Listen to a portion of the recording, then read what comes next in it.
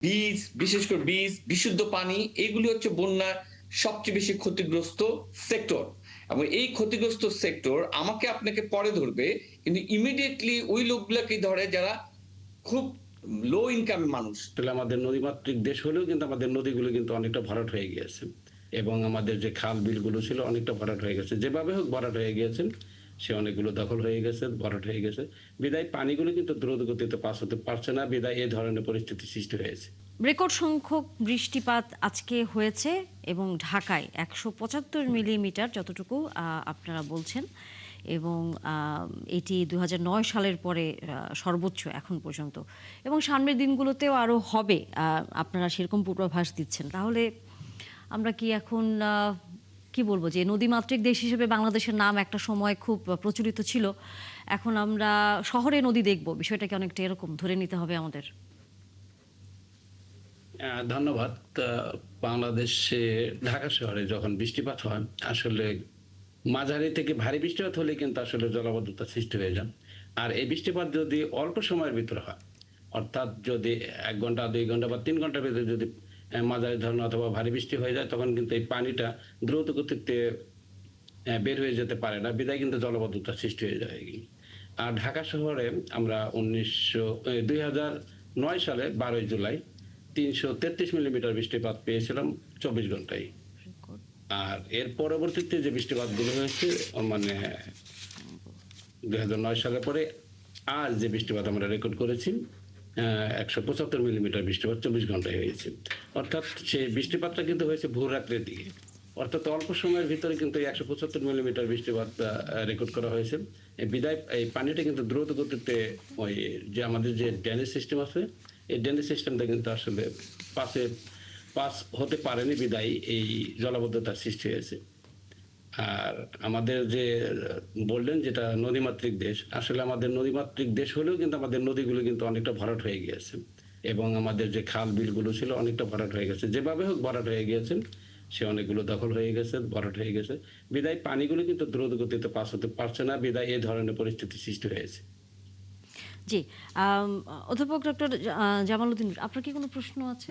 আচ্ছা, আমি যদি একটু আপনার কাছে আসি, সেটি হচ্ছে যে খাল ভরাট হয়ে গেছে, নদী ভরাট হয়ে গেছে, আমরা তো আসলে জানি, এবং সেটি উদ্ধারের জন্য আমরা নানা সময় বছরে অভিযান দেখি, তারপরে আবার খুব একটা সেটা নিয়ে আলোচনা হয় না, কিন্তু যখনই এরকম জলাবদ্ধতা তৈরি হয় তখনই আমরা বিষয়গুলো সামনে নিয়ে আসি।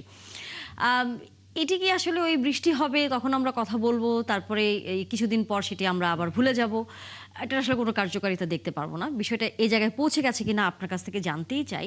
আর নিশ্চয়ই এর আগে আমাদের সহকর্মীদের কাছ থেকে আপনি মাঠ পর্যায়ে খবর শুনছিলেন যে বৃষ্টির বিষয়টা তো আসলে পুরো প্রাকৃতিক, এটা তো আর আমরা নিয়ন্ত্রণ করতে পারছি না, কিন্তু যে ধরনের দুর্ভোগের মধ্যে এখন দিনকে দিন প্রতি বছর নিশ্চয়ই আপনিও খেয়াল করছেন যে বৃষ্টির পরিমাণ যেমন বাড়ছে, একই সাথে দুর্ভোগের পরিমাণও তেমন বাড়ছে।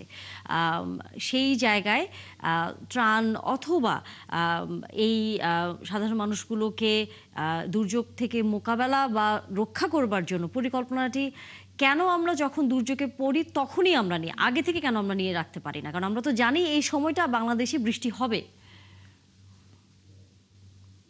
হ্যাঁ, ধন্যবাদ। আপনার মাধ্যমে ৭১ টিভির সকল দর্শক শ্রোতাকেও আমি শুভেচ্ছা জানাচ্ছি। আহ, আপনি অনেকগুলো বড় প্রশ্ন করেছেন। আমি গুছিয়ে যদি বলি, বন্যাটা আমাদের দেশের দুর্যোগ আকারে দেখা দেয়। আর এটা বলা চলে আমাদের জীবন জীবিকা এবং নদীমাতৃক প্রাকৃতিক পরিবেশ সবের সাথেই অনুষঙ্গ। এবং আপনি অবাক হবেন যে বন্যা জনিত পলি দ্বারাই এই ভূমি তৈরি। এই বন্যা হয় বলেই আমাদের নদীমাতৃক এই বাংলাদেশের যে ভূমি মানে পরিবর্তন, ভূমির যে আহ বৃদ্ধি, এটা কিন্তু যে বেঙ্গল ডেল্টা বলি, এটা এর মাধ্যমে। তাহলে বন্যার সাথে বসবাস করা একটি জাতিসত্তা বেড়ে উঠেছে ঐতিহাসিকভাবে। আমাদের অভিজ্ঞতা আছে, আমাদের আহ তিক্ততা আছে, আমাদের মিসম্যানেজমেন্ট আছে, তারই আজকে বর্তমান রূপ। আমি একটু বুঝিয়ে বলি, ডিজাস্টারের ৩টা ফেজ আছে। একটা হচ্ছে প্রি ডিজাস্টার ফেজ, আমরা এটাকে আবার just before and well before. Well বিফোরটাকে আমরা বলি ডিআরআর, ডিজাস্টার রিস্ক রিডাকশন। বন্যাজনিত রিস্ক যেগুলো আছে এগুলো সারা বছর ব্যাপী যাতে না হয় সেখানে কাজ করা। আর ওয়েল মানে জাস্ট বিফোর যেটা আমরা প্রিপেয়ারনেস প্রোগ্রাম বলি, যে হ্যাঁ বন্যা আসতেছে, বন্যার আগাম যে সকল আমাদের আব্দুর রহমান ভাইরা যখন সতর্কতা দেন, ওদের ফোরকাস্ট দেন, সেই অনুযায়ী আমাদের অ্যাক্টিভেশন হয়ে যায় আমাদের বডিগুলো। সিডিএমপি মানে কম্প্রিহেনসিভ ডিজাস্টার ম্যানেজমেন্টের একটা গাইডলাইনে আমাদের কিন্তু আমাদের যে মানে ইয়া আছে, ডিসিপ্লিন আছে, আমাদের যে অ্যাডমিনিস্ট্রেটিভ, সেই ডিসিপ্লিনের বন্যা উপদ্রুত এলাকায় তারা এই প্রস্তুতিমূলক ব্যবস্থাটা নিবেন। আর যখন বন্যা চলে, যেমন এখন চলছে, এটাকে আমরা বলি ডিউরিং ফেজ। আমরা এটার সময় আমরা যেটা অ্যাক্ট করি সেটাকে বলি আমরা ইমার্জেন্সি রেসপন্স। ইমার্জেন্সি রেসপন্সের যে রিসোর্স এবং যে আপনার টুলস, ইকুইপমেন্টস, যে সকল বন্যা উপদ্রুত এলাকায় সেখানে পর্যাপ্ত থাকা উচিত এবং থাকা প্রয়োজন। এই ইমার্জেন্সি রেসপন্সের অন্যতম বিষয় হলো ইমিডিয়েট ফুড উদ্ধার কার্যক্রম পরিচালনা করার জন্য ভেহিকেল, সেটা স্পিড বোট হতে পারে, আপনার হেলিকপ্টার হতে পারে, হোয়াটএভার, মানে এই ট্রান্সপোর্টেশন করার, উদ্ধার কার্য পরিচালনা করার প্রয়োজনীয় ট্রেন লোক এবং আমাদের উদ্ধার কার্যক্রমে অংশগ্রহণ করার জিনিসপত্র। আর কোথায় এনে রাখবো, উদ্ধার করে আমরা এদেরকে যে ইভাকুয়েশন করব, সেটার শেল্টার। তো এই 3-4টা বিষয়ের সাথে যুক্ত হয় হলো আমাদের নিরাপদ পানি, আমাদের ইমিডিয়েট ত্রাণ সামগ্রী, সেটা এটা সমন্বয় করে জেলার ডিসি। আর সমন্বয়তে আসে যে সকল, ধরেন আমাদের মেইন স্ট্রিমিং রেড ক্রিসেন্ট আছে, অন্যান্য আছে, গভর্নমেন্টের সেক্টর আছে, এবং আমাদের যারা বিভিন্ন সেক্টরের দাতব্য সংস্থাগুলো আছে, আমাদের সংগঠনগুলো আছে, ছাত্র সংগঠন থেকে রাজনৈতিক সংগঠন, স্বেচ্ছাসেবী সংগঠন, তারা সবাই ত্রাণ নিয়ে যায় জেলায়। সেখান থেকে সমন্বয় করা হয়। কারণ সমন্বয়টা করা খুবই ইজি, কারণ এটা প্রস্তুতিমূলক ব্যবস্থা থাকে, কারণ দুর্যোগ প্রবণ এরিয়ার ম্যাপ থাকে। সেই ম্যাপে কোন জায়গাগুলি খুবই ঝুঁকিপূর্ণ সেগুলি কিন্তু খুবই অল্প সময় বলে দেওয়া যায়, কতজন লোক এখানে থাকে, কত বাড়িঘর থাকে, কি সম্পদ থাকে, সেগুলি সেইভাবে সেটাকে ম্যানেজ করে। আর দুর্যোগ পরবর্তী সময় ইমার্জেন্সি পিরিয়ডের ইমিডিয়েট পরে আমাদের রিহ্যাবিলিটেশন, পুনর্বাসন, দেন রিকনস্ট্রাকশন, পুনর্নির্মাণ, দেন ফাইনালি আবার যাতে বন্যা না হয়, মানে বন্যা হবে, বন্যা হলে আমাদের দুর্যোগের কবলে যাতে না পড়ি, সেজন্য আমাদের রিফরমেশন, এই সাইকেলটা সারা বছরের কাজ। আপনার আমরা কথা এখন এসে অনুযায়ী যদি চিল্লাচিল্লি, আমি যতটুকু বুঝতে পারি সেটা হচ্ছে যে আমরা আসলে মাঝখানে যেই পয়েন্টটি আপনি বলেছেন যে যখন হচ্ছে দুর্যোগটি হয় তখন আসলে সেই মানুষগুলোকে যারা এই ধরনের দুর্যোগের মধ্যে পড়ে তাদেরকে কিভাবে সহযোগিতা করবার একটি বিষয় থাকে। এবার নিশ্চয়ই আপনি লক্ষ্য করে থাকবেন যে বিশেষ করে চট্টগ্রাম এবং বান্দরবন এবং রাঙামাটিতে, কক্সবাজার সহ পাহাড় ধস, এটা প্রতি বছর হয়, পাহাড় ধসের ঘটনাটি এবার সবচেয়ে বেশি হয়েছে। যেটি হচ্ছে প্রশ্ন যে পাহাড় প্রথমত কেটে সেখানে বসতি করা, সেটি তো হচ্ছে আইনত নিষিদ্ধ। দ্বিতীয়ত হচ্ছে সমতলের মানুষ যখন আসলে পাহাড়ে বসবাস করা শুরু করেন আর পাহাড়ের মানুষ যখন পাহাড়ে বসবাস করা শুরু করেন, ধরনটা আসলে আলাদা। কারণ পাহাড়ের মানুষ জানেন যে কোথায় বাসাটি করলে পরে এ ধরনের দুর্ঘটনার মধ্যে সে পড়বে না, কিন্তু যারা সমতল থেকে পাহাড়ে গিয়ে বসবাস করেন তারা যেভাবে পাহাড় কেটে এই ঘরবাড়িগুলো নির্মাণ করেন, সেগুলো তো প্রশাসনের একেবারেই সামনে দিয়ে ঘটনা ঘটে। তখন কেন এই জিনিসগুলো আটকানো যায় না? বরাবরই একটা কারণ হিসেবে বলা হয়ে থাকে যে রাজনৈতিক প্রভাব থাকে। সেই প্রভাব মুক্ত আসলে কি আদৌ কোনোদিন করা সম্ভব হবে? দেখেন, আমি রাজনৈতিক প্রভাব আমাদের প্রতিটা বিষয় আছে, কিন্তু আমি যেটা বলতে চাচ্ছি ওই যে পূর্ব প্রস্তুতি, যেটা preparedness program, this is the part of preparedness program, invigilation করা। কিন্তু এটা সারা বছরের কাজ। আপনি যখন ডিআরআর করবেন, ডিজাস্টার রিস্ক রিডাকশন, আপনি কিন্তু ল্যান্ড ইউজ প্ল্যানে কোড অনুযায়ী সেই সকল ল্যান্ড ইউজ আপনাকে প্র্যাকটিস করতে হবে। যেখানে রেসিডেন্সিয়াল বা মানুষ জনবসতি থাকার কথা না, সেখানে কোনো ধরনের নাগরিক সুবিধা দেওয়া যাবে না, প্রথমত ডিসকাস করা। দ্বিতীয়ত সেই ল্যান্ড ইউজ ভায়োলেট করে যদি কেউ করে তাকে আইনের আওতা আনা। এই কাজ কিন্তু দায়িত্বপ্রাপ্ত, এটা সারা বছরের কাজ।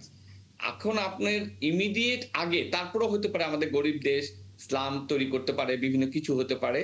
যখনই আব্দুর রহমান ভাইরা যখন আপনার ফ্লাড ফোরকাস্টিং সেন্টার থেকে যখন আপনার ডিক্লেয়ার করে যে একটা ফ্লাড আসতে যাচ্ছে, একটা বৃষ্টি হবে, অতিবৃষ্টি হবে পাহাড়ি অঞ্চলে, তখন কিন্তু এই ভূমিধস হবে। তখন আমার invigilation team, law enforce agency, তারা কিন্তু এটাকে আপনার এনশিওর করবে যে নোবডি ইজ আপ দেয়ার। আপনার ল্যান্ড ইউজে কিন্তু অন্যান্য কিন্তু এই কাজের জায়গায় ক্ষেত্রেও লোক প্রশাসনের থাকতে পারে, পক্ষ তারাও থেকে যে কিন্তু কথাটা বারবার বলা হয়, আমরা ওই প্রশ্নগুলো তাদেরকে করেছিলাম। তারা বলেন যে আমরা আবহাওয়া অফিস থেকে তথ্য পাওয়ার পর আমরা মাইকিং করে সচেতনতা বাড়ানোর চেষ্টা করি, কিন্তু তারা সেই মাইকিং পর্যন্তই তাদের দায়িত্বটাকে মনে করেন। কিন্তু এখানে কি অতটুকুই তাদের দায়িত্ব? না, অতটুকুই দায়িত্ব না, ফর্মাল দায়িত্ব একটা জায়গায় তো ওদেরকে জোর করে উঠে আনার কথা বলা হয় না ওইভাবে, কিন্তু বলা হয় যে কেউ থাকতে পারবে না। তার মানে কোন মেকানিজমে গেলে স্থানীয় প্রতিনিধি, রাজনৈতিক সচেতনতা এগুলোর মধ্য দিয়ে লোকগুলোকে আনতে হবে। কিন্তু লোকগুলোকে আনবো তখনই, এই লোকগুলা তো আমাদেরই দেশের মানুষ, বিকল্প একটা জায়গা আপনি দিতে হবে। কিন্তু আমি যে মাইকিং করলাম, উচ্ছেদ হলো, যে ও তো প্রতিদিনই ও মৃত্যুর মুখে যুদ্ধ করতেছে জীবন জীবিকায়। সেখানে তার কখন মৃত্যু হবে, হঠাৎ করে হতেও পারে, নাও হতে পারে, সেরকম একটা অনিশ্চয়তা তা কিন্তু সরবে না। তার মানে এটা একটা সুনির্দিষ্ট প্ল্যান, এবং এটার ব্যাকওয়ার্ড এন্ড ফরওয়ার্ড প্ল্যান থাকতে হবে সরকারের। আমি ব্যাকওয়ার্ড প্ল্যান, ফরওয়ার্ড প্ল্যান যদি আপনার না থাকে, তাহলে আপনি যখন যে কাজটা করছেন সেটা কিন্তু মিনিংফুল হবে না। এই জন্য আমি জি, মনে করি জি। রাষ্ট্রের একটা দায়িত্ব আছে উপদ্রুত এলাকায় যে সকল জনগণ, বিশেষ করে আপনি যদি বলি, মানুষ এই মুহূর্তে ঢাকা শহরে কারা সাফার? আমি? আপনি? না।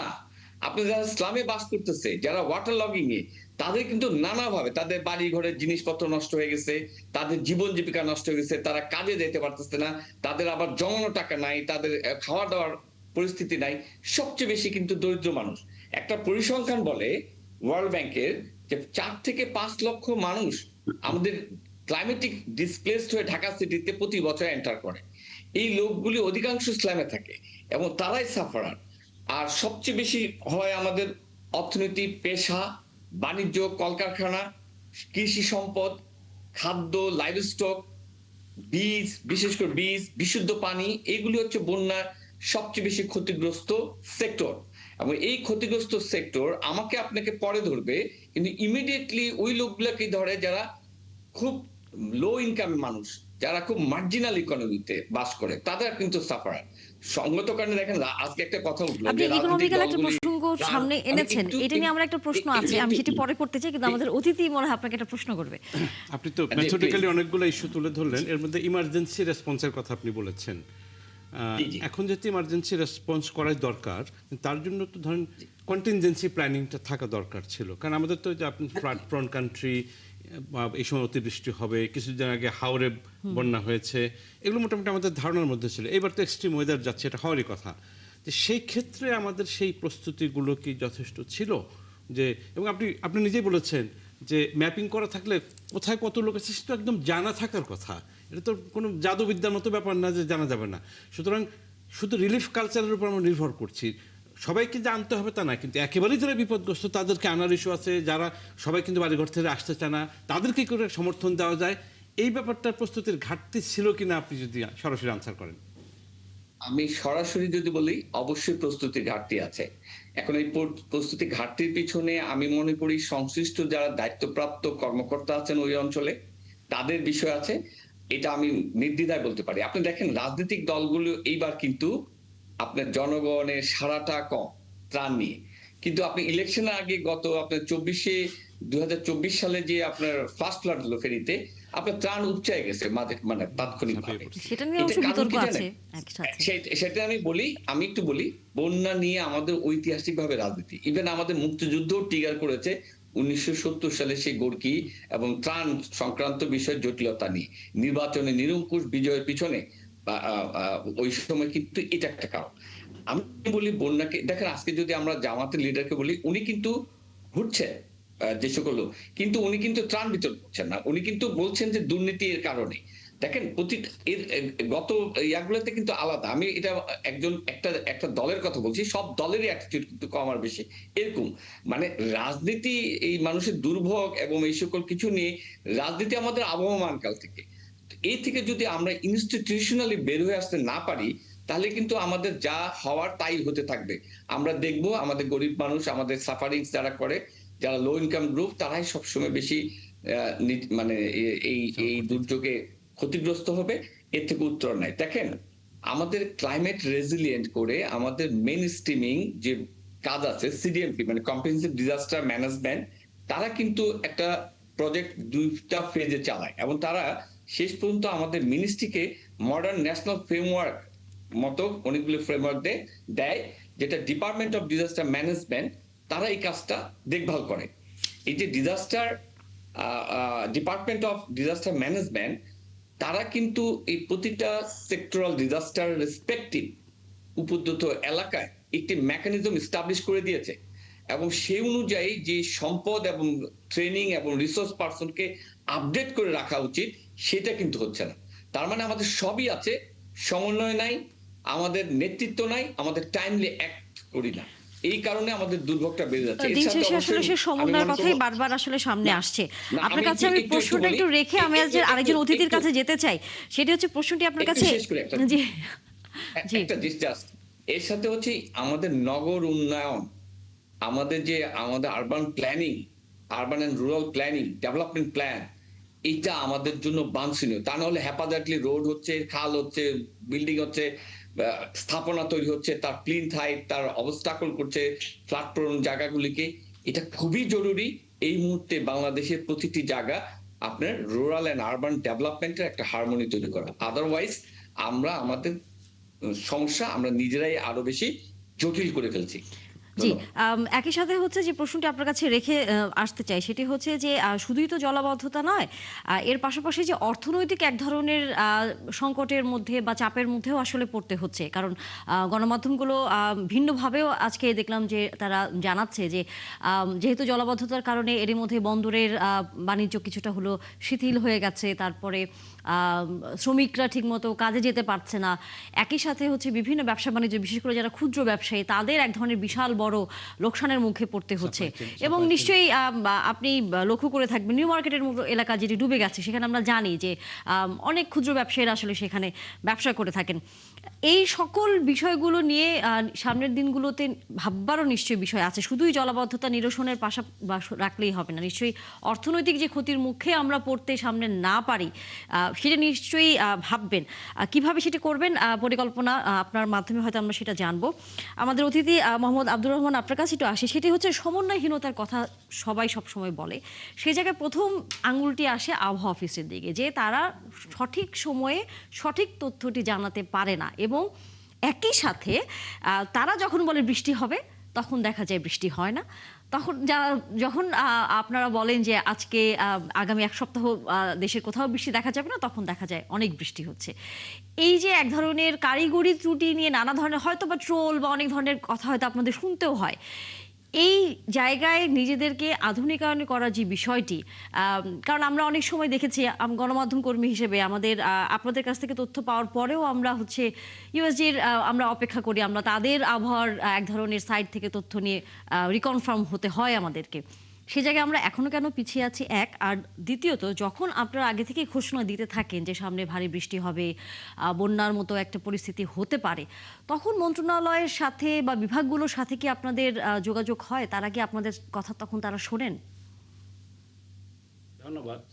আসলে মানুষের ভিতরে একটি কিন্তু ওই বিরূপ আছে, মন্তব্য করে বসে, যেটা আবহাওয়া অফিসের উপরে যেটা বলে তার উল্টোটা হয়ে থাকে আর কি। আসলে মানুষ আমার মনে হয় আবহাওয়ার পূর্বাভাস ঠিক মতো প্রতিদিন দেখেই না, না দেখেই কিন্তু নিজের মতো করে একটা মন্তব্য করে থাকে আর কি। আসলে বাংলাদেশ আবহাওয়া অধিদপ্তর থেকে কিন্তু বর্তমানে যে ফোরকাস্টগুলো করে থাকে 70 থেকে 80% ফোরকাস্ট কিন্তু অনেকটা কারেক্ট হয়ে থাকে। কারণ আর বাংলাদেশ আবহাওয়া অধিদপ্তর থেকে কিন্তু এই বর্তমান যে দুর্যোগটা চলছে, এই দুর্যোগ কিন্তু আমরা আগে থেকে বলতেছিলাম আর কি। যেমন 5 তারিখ থেকে ভারী বৃষ্টিপাত হচ্ছিল চট্টগ্রাম অঞ্চলে, অর্থাৎ চট্টগ্রাম, কক্সবাজার অঞ্চল, সেই যে বান্দরবান অঞ্চল। কিন্তু আমরা 4 তারিখ থেকে কিন্তু আমরা হেভি রেনফলের কিন্তু আমরা একটা পূর্বাভাস দিয়েছিলাম, এবং সেই সাথে কিন্তু সাগরে এই সময় কিন্তু একটি লঘুচাপ সৃষ্টি হয়েছিল। সেই লঘুচাপ কিন্তু নিম্নচাপের রূপ নিয়ে এই বৃষ্টিপাতের ধারাটা অব্যাহত রেখেছে। সেই জন্য কিন্তু আমরা আগে থেকেই বলেছি, আমাদের যে বিভিন্ন, আপনি যে বললেন যে মিনিস্ট্রির সাথে আমাদের আছে কিনা, আমরা কিন্তু পূর্বাভাস প্রতিদিন যে এই পূর্বাভাসগুলো আমরা প্রদান করে থাকি। আমরা প্রথমে কাজে আমাদের সংশ্লিষ্ট ডিপার্টমেন্টগুলোকে আমরা জানাই দেওয়া, সংশ্লিষ্ট মন্ত্রণালয়কে আমরা প্রতিদিন আমরা আপডেট দিয়ে থাকি। সেজন্য আসলে মানে আমরা যেটা আপনি আবার বললেন যে আধুনিকতা আসছে কিনা, আধুনিকতা না থাকলে কিন্তু পূর্বাভাস, আপনি যদি প্রতিদিন আমাদের পূর্বাভাসে দেখে থাকেন, দেখলে কিন্তু বুঝতে পারবেন যে পূর্বাভাসের কিন্তু অনেক আধুনিক পূর্বাভাস আমরা অন্যান্য বিশ্বের সাথে আমরা তাল মিলিয়ে আমরা কিন্তু করতে পূর্বাভাসকে আধুনিক করতে পেরেছি। সেজন্য কিন্তু যেমন এখন আমরা বলতেছি আজকের পর থেকে কিন্তু আমাদের চট্টগ্রাম বিভাগে এবং উপকূলীয় অঞ্চলগুলোতে কিন্তু বৃষ্টিপাতের প্রবণতা অনেকটা কমে যাবে। এর পরবর্তীতে কিন্তু আমাদের ঢাকা সহ উত্তরের যে অঞ্চলগুলো আছে এবং পূর্বের যে অঞ্চল, উত্তর পূর্বের যে অঞ্চলগুলো আছে, বিশেষ করে রংপুর বিভাগ, ময়মনসিংহ এবং সিলেট বিভাগে এইসব অঞ্চলে কিন্তু বৃষ্টিপাতের প্রবণতা বৃদ্ধি পাওয়ার সম্ভাবনা আছে। কারণ এই সময় কিন্তু মৌসুমী বায়ু সক্রিয় হয়ে যাচ্ছে উত্তরের অঞ্চলগুলো দিয়ে। সেই জন্য কিন্তু আমরা আগেই বলেছি যে এই বৃষ্টিপাতের প্রবণতা যখন বৃদ্ধি পাবে রংপুর, ময়মনসিংহ এবং সিলেট অঞ্চল এই দিয়ে। বৃষ্টিপাত বৃদ্ধি পাওয়ার ক্ষেত্রে আমরা আসলে গত বলা যায় ৫-৬ বছর আগে থেকেই আসলে যেটা আলোচনা হচ্ছিল যে জলবায়ু পরিবর্তনের প্রভাবটি ধীরে ধীরে আসলে বোঝা যাবে। হয়তোবা আমরা সেই সময়টার দিকেই আছি যে এই উষ্ণতার কারণেই হচ্ছে ভারী বৃষ্টিপাত হচ্ছে, যেসব জায়গায় আগে বৃষ্টি হতো না সেসব জায়গায় এখন বন্যা বৃষ্টি হচ্ছে। আমাদেরও হয়তো তার মধ্য দিয়ে যেতে হচ্ছে। সেই জায়গায় আমরা বারবার বলি বা আমাদেরকে বলা হয় যে গাছ যেন বেশি করে হচ্ছে বৃক্ষরোপণ যেন করা হয়, কিন্তু সেই বৃক্ষরোপণ করতে গিয়ে আমরা যতটা ছাদ বাগানে বৃক্ষরোপণ করতে আগ্রহী, সেখানে সড়কের বড় বড় যেসব বৃক্ষ দিন শেষে আমাদেরকে রক্ষা করে বা উপকূল অঞ্চলে রক্ষা করে, সেগুলো আমরা কেটে ফেলার ক্ষেত্রে অনেকটা বেশি আগ্রহী থাকি। এই যে পার্থক্যটি, এই জায়গায় আসলে কি করবার আছে, একটু যদি আপনার কাছ থেকে আমরা পরামর্শটা শুনি। আসলে যেটা আপনি বললেন, এই সময় কিন্তু আসলে এটা জুলাই মাসে কিন্তু বাংলাদেশ সর্বোচ্চ বৃষ্টিপাত রেকর্ড করা হয়ে থাকে। পর্যন্ত আমাদের ক্লাইমেটোলজিক্যাল যে ডাটা অ্যানালাইসিস করলে দেখা যায় বাংলাদেশের প্রেক্ষিতে এই জুলাই মাসে কিন্তু সবচাইতে বেশি বৃষ্টিপাত রেকর্ড হয়ে থাকে। সেই হিসেবে কিন্তু জুলাই মাসে এই বৃষ্টিপাতের প্রধান কারণ হলে এই সময় মৌসুমী বায়ু সক্রিয় থাকে বাংলাদেশের উপর, এবং এই সময় কিন্তু মাঝে মাঝে যখন নিম্নচাপ সৃষ্টি হবে, সেই নিম্নচাপ থেকেই কিন্তু বাংলাদেশের উপকূল যদি অতিক্রম করে, এর প্রভাবে কিন্তু বৃষ্টির প্রবণতা আরো বৃদ্ধি পেতে থাকে। সেই হিসেবে কিন্তু এই বৃষ্টিপাত হয়েছে। তারপরে আপনি যেটা বললেন গাছপালা বা ক্লাইমেট চেঞ্জ, যেটা ক্লাইমেট তো চেঞ্জ হয়ে যাচ্ছে, পরিবেশ আমাদের পরিবর্তন হয়ে যাচ্ছে, এবং ছাদ বাগান বা আমাদের ছাদ বাগানের সংখ্যা বৃদ্ধি পাচ্ছে, এবং সেই সাথে আমাদের রাস্তাঘাটে যে গাছপালা, সেই গাছপালা কিন্তু আপনি বলছেন যেন আমরা কেটে ফেলছি এবং সেই সাবার করে ফেলছি। আসলে যখন জনসংখ্যা বৃদ্ধি পাচ্ছে, এর জন্য কিন্তু রাস্তাঘাটের এবং নগরায়নের সংখ্যা বৃদ্ধি পেয়ে যাচ্ছে। ফলে বিভিন্ন বনায়ন বনায়ন কর্মসূচি কিন্তু আমাদের অনেকটা কমে গেছে, অর্থাৎ গাছপালা আমাদের সংখ্যা কমে গিয়েছে।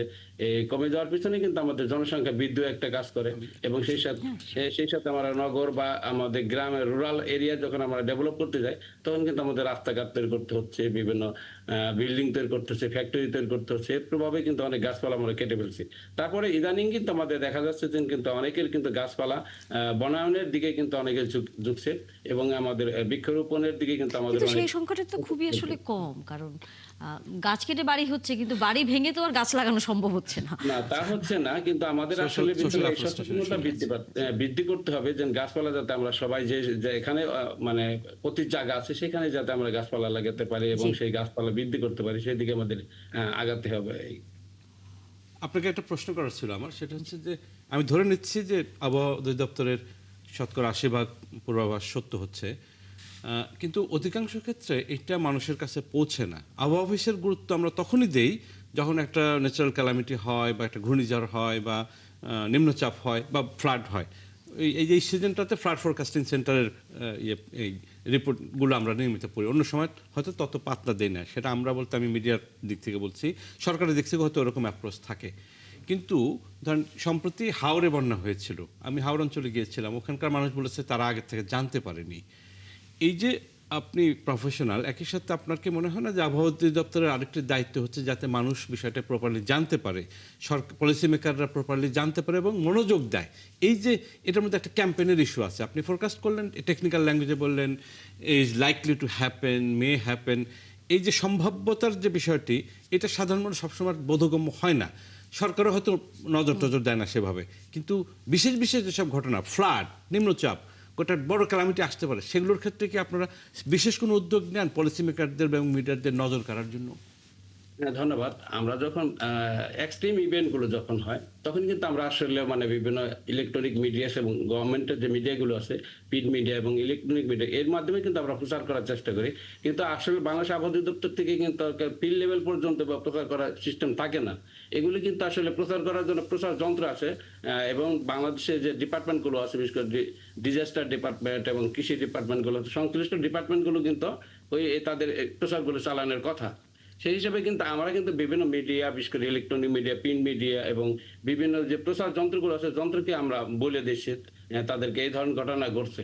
কিন্তু এগুলো প্রচার করার দায়িত্ব কিন্তু সংশ্লিষ্ট ডিপার্টমেন্টগুলোর এবং সংশ্লিষ্ট মিডিয়াগুলোর এগুলো। আর একটা প্রশ্ন ছিল, সেটা হচ্ছে যে কতগুলো জিনিস আছে পূর্বাভাসের ব্যাপার না, ফিজিক্যালি দেখে, বিশেষ করে উজানে যখন বৃষ্টি হয় সেই ক্ষেত্রে উজানে যেসব দেশ আছে, বিশেষ করে ভারত, চায়না, এইসব দেশের সাথে আমাদেরকে ওই লেভেলে কোলাবোরেশন আছে যাতে আমরা এই ফোরকাস্টিংগুলো পেতে পারি, সেটা টেকনিক্যাল ফোরকাস্ট হোক বা একদম ফিজিক্যালি দেখে খবরটা আমাদের দেশে দেওয়া হোক। না, ধন্যবাদ। আসলে এখনকার যুগ কিন্তু আসলে এক দেশ আর আবহাওয়া অনেকটি জিনিস কিন্তু একটা বাউন্ডারি মেনে কিন্তু চলে না সে, কিন্তু এক দেশের সাথে আরেক দেশের কিন্তু কোঅর্ডিনেশন আছে এবং তথ্য আদান প্রদানের সিস্টেম কিন্তু রয়েছে। যেমন একটা সিস্টেম, যেমন যদি বঙ্গোপসাগর কোনো একটা ঘূর্ণিঝড় তৈরি হয়, এই সাথে সাথে কিন্তু আমরা আসলে RSMC একটা সংগঠন আছে, সেই সংগঠনের মাধ্যমে কিন্তু আমরা এক দেশ আরেক দেশকে সহযোগিতা করছি। এই কোন দিকে যেতে পারে, আমার অ্যানালাইসিস কি, তাদের অ্যানালাইসিস কি, এই তথ্যগুলো কিন্তু এক দেশ আরেক দেশকে আমরা আদান প্রদান করে থাকি। ওকে, নিশ্চয়ই। এবং আপনারা যে এই তথ্য এই মুহূর্তে দিচ্ছেন সেটি আমাদের সামনের দিনগুলোতে এই দুর্যোগ ব্যবস্থাপনায় কাজে লাগবে, আমরা সেই প্রত্যাশাই রাখতে চাই। আজকে আসলে আর ডক্টর জামালউদ্দিন রুনা আপনার কাছ থেকে প্রশ্নের উত্তর নেওয়া হলো না, কারণ সময় শেষ। তবে প্রশ্নটি হয়তো সামনের দিনে করতেই হবে, কারণ আমাদের আরেকজন অতিথি বলছিলেন যে সামনের দিনগুলোতে আরও বেশ কিছুদিন আমাদের বৃষ্টি জলাবদ্ধতার মধ্যে আসলে কাটাতে হবে। ধন্যবাদ আপনাদের দুজনকেই যুক্ত হয়েছিলেন এবং ৭১ জার্নালে সময় দিয়েছিলেন।